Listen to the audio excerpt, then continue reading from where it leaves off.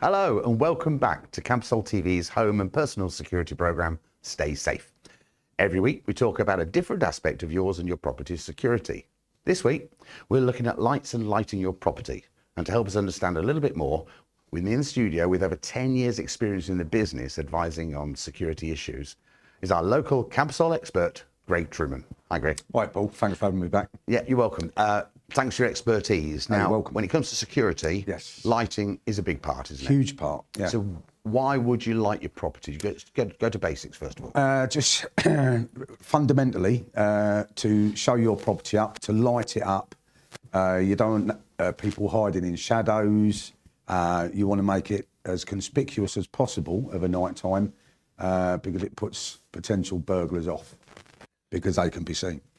And that's why they don't want to be seen. Essentially, No, of course. That. Yeah. But there's also like letting people know that you're in, for instance. Of course. There's like for that as well, isn't there? Yeah, there is. There are loads of different lights, but it's important to not just light the outside of your house, keep the inside of the house lit as well. I know there's an expense involved, but there's loads of different lights you can buy, which are not expensive. You don't have to run up a huge electricity bill.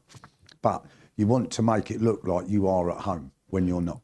Yeah, and of course with summer coming up with the shorter nights, then obviously it costs less as well. Of course. And these days with LED lights indoors, you can use LED bulbs and things and keep the price down there. Yeah, because I think you have to bear in mind the cost of running lights. And I know my wife's always on to me, turn the light off, turn the light off. You can get some really good LED bulbs now, shop around for them. The higher, obviously, the lumen, because they're not wattage, but the higher the lumen numbers, then the brighter that bulb will be. And they cost a fraction to run as the old tungsten bulbs used to cost. Yeah, they're sort of 3 and 4 watts, aren't they? Yeah, Whereas the old ones are 60, and That's it. So it's 15 times less expensive. And if we are sort of looking at the security aspect of lights indoors, we can turn lights on and off. Yep. How else can we make people think that somebody's at home? Loads of different ways. You can literally turn lights on and off.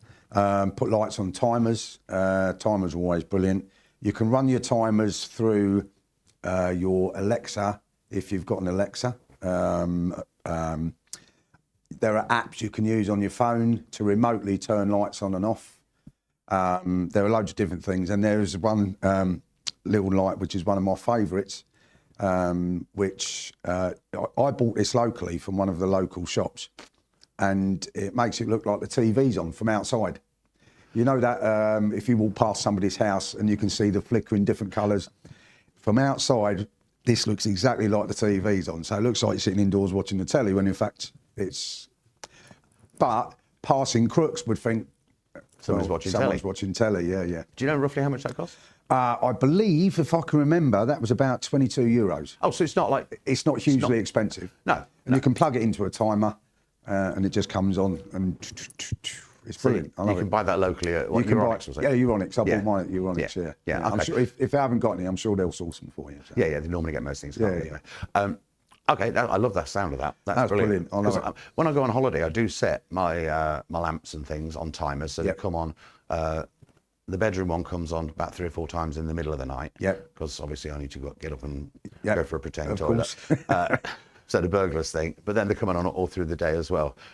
So that's the inside of the property. Now, when we're looking at lights outside the property, where would be the best place to put them? To what areas are you covering? So what you want to do is get rid of any shadows, really. So look at where you want your lights and try to avoid wired lights, mains lights.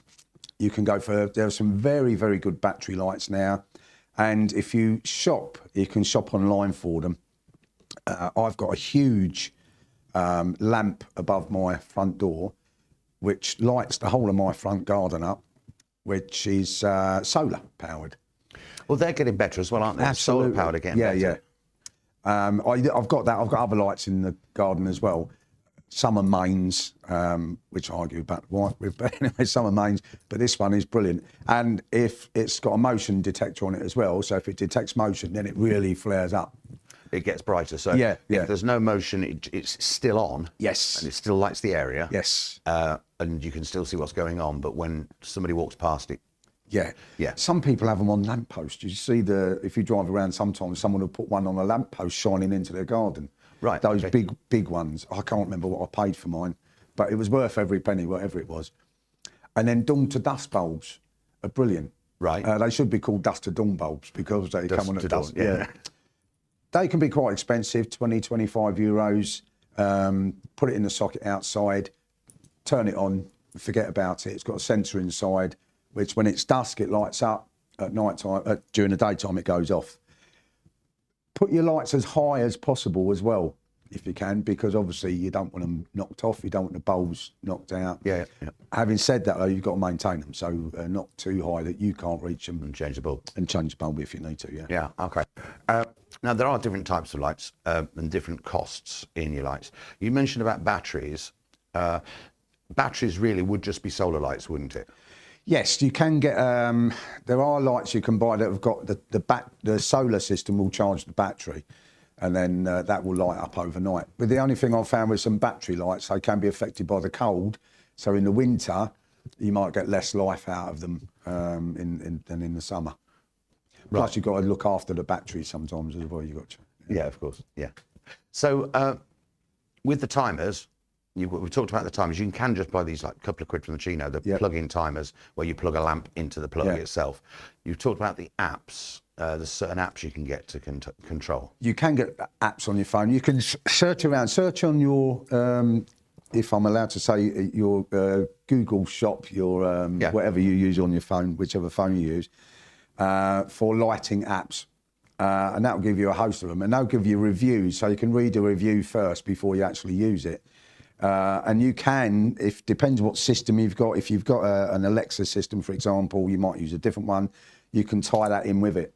And so you can use that remotely. So if you're in one of the bars and it's getting dark, you can turn your lights on and off using the app via the Alexa. Or if you go on holiday. Or if you go on holiday. Or even if you've got a holiday home here. Yes. And you just want to, every now and again, make it look like there's somebody in. There's activity and people just to keep us all these things put people off. So if a house is in complete darkness all the time, there's a dead giveaway, nobody's living there. Yeah. And you don't want that. You want it to look like there's somebody, the house is occupied, somebody's living there. It's less likely to be broken into or targeted by whoever. Yeah, and also if you've got lights there, the problems that some people have maybe with squatters, they would see it being occupied, so they're less likely to... Yeah, because that's what you want to. You want to stop them getting in. So anything you can do like that, just make your house look as occupied as possible. Even to the point where I started a trend on my road. I was the first one to put fairy lights around my house. Not just for Christmas. Not just for Christmas. No, I've constantly got fairy lights all around the garden. But it gives the impression that somebody's there. And now I'm not the only one there. There's probably 8 or 9 houses on my street. I've set a trend, with fairy lights. They don't light anything up, but they make it look, in passing, that maybe there's somebody there. Yeah, like a nativity scene. Yeah, of course, Little baby Jesus. Yeah. All year round. Okay, so also another thing with lights as well, as we know, doing these shows, when you're filming something or when you've got a camera on something, it's always good to have lights on the subject. Absolutely right, yes. And we've got another programme coming up where we're going to be talking about cameras. Yes. Okay, thanks so much for now, Greg. You're very welcome. Cheers, Paul. Absolutely fascinating, and learnt a lot about lights today, and I hope you have too. So thank you for watching, and we'll see you at the same time next week with more information on how you can feel safe and stay safe. Bye-bye for now. Thanks.